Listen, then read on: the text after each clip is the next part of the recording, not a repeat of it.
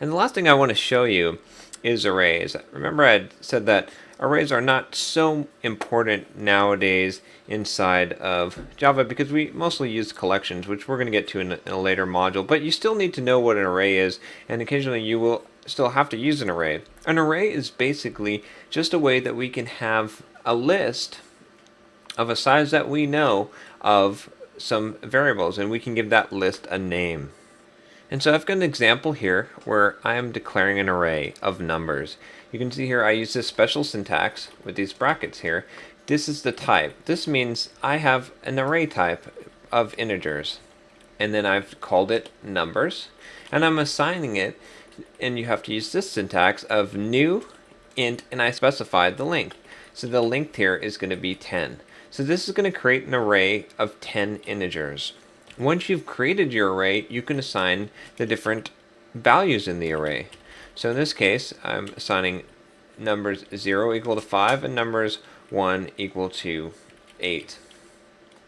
Now, this is 0 index, so what that means is that within this array, it's going to be 10 numbers starting at 0, so 0 through 9.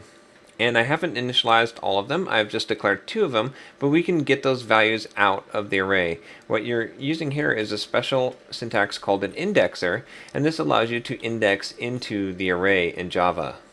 So let's go ahead and print out some values of the array to see what they are now. So I can use this print line again, and I'm just going to print numbers 0,